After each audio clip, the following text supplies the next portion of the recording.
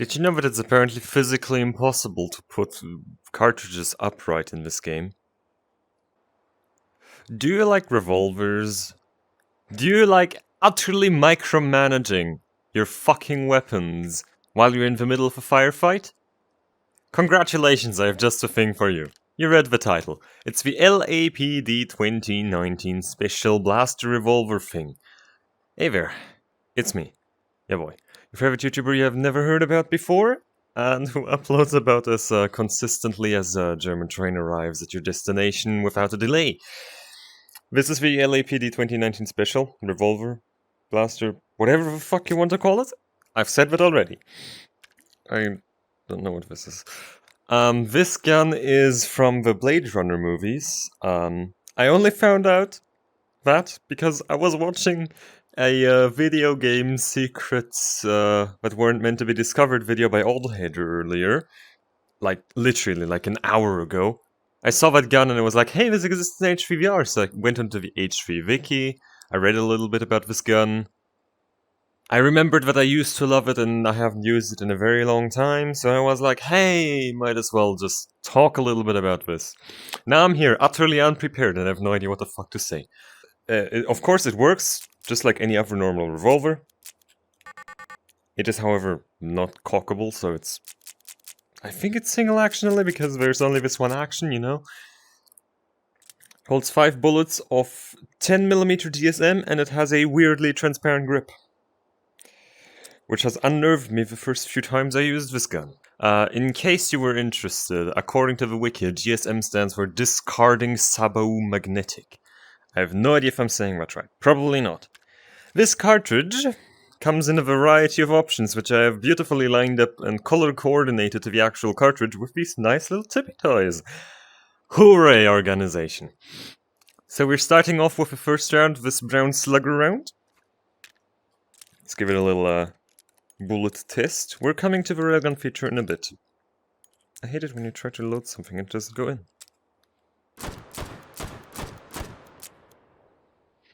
Slugger rounds are basically just normal FMJs, nothing special about the slugger bullets. Be gone. Then we have, everything is also written onto the sides of the thing, Fragmentation. Shoutout goes out to Retrospectroid, who used to be called Fragman, and who I always called Fragment. Good old days. You might remember him from my CSGO tutorial about the economy, which I made like, when was that, a year or two ago? Fragmentation is exactly what you think it is. However, slightly less satisfying. It basically just breaks down the bullet into a lot of tiny shards. Basically like splitting a 50 BMG midair into like a bunch of 22 LRs on impact. Or just like a fragmentation grenade, but without the nice explosion that comes with it. Kind of boring, but you know, I didn't make it. Next up, this bluish-green swarm shot, which also does... My Alexa just went off. Fucking scary, I hate it when that happens, when my Alexa just randomly goes on. It's swarm shot. It's basically a shotgun cartridge. No idea how this would compare to actual shotguns, though might have to make a little video about that sometime soon, huh? Shotgun comparison, how about that? No. Then the bluish-grey tracer, which is just a slugger, but with tracing capabilities, obviously, just like normal tracer rounds, you know? It doesn't really change a lot, since the normal sluggers already have, as you saw earlier, this weird yellow orbital glow thing to them. So I guess tracer rounds are just utterly useless. The Turbo Penetrator, which has an incredibly suggestive name. H3 and its suggestive nature. Why hot dogs?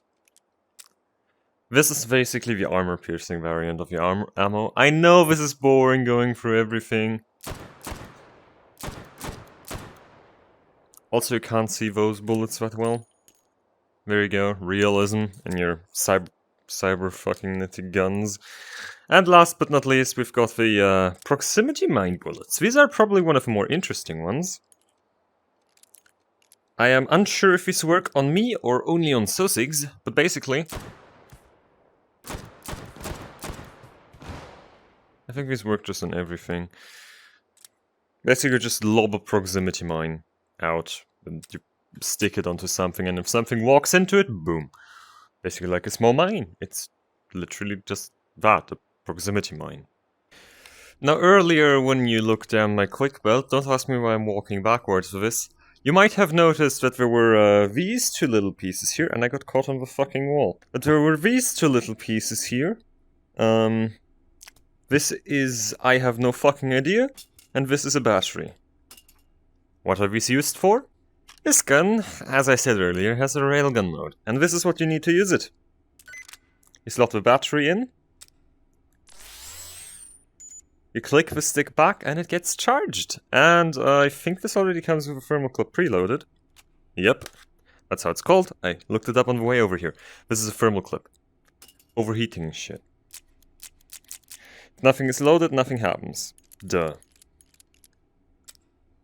But if you have it loaded and you shoot...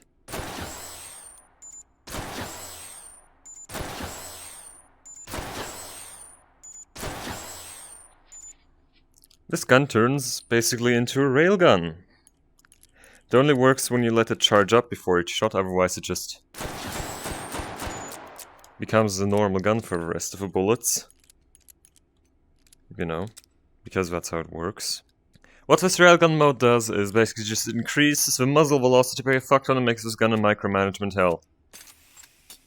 And as you could see there, you need to exchange the thermal clip after a couple of reloads, and you need to exchange the battery of the railgun every now and again, so it keeps railgunning. Fuck do I know how to call it. Let's test it out on some of our willing test subjects. For reference sake, we have two of our testing groups, each with varying stages of armor, and one guy with a shield. Please tell me you're level 3. You're a disgrace. One of these groups, this one, we will test with the railgun, and the other one, for reference, we will test without the railgun mode. So, this is railgun enabled now.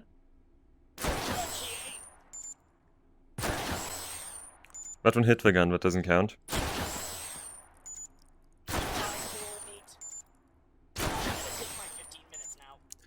I think it's pretty obvious while the railgun mode is hella good. And now without the railgun mode.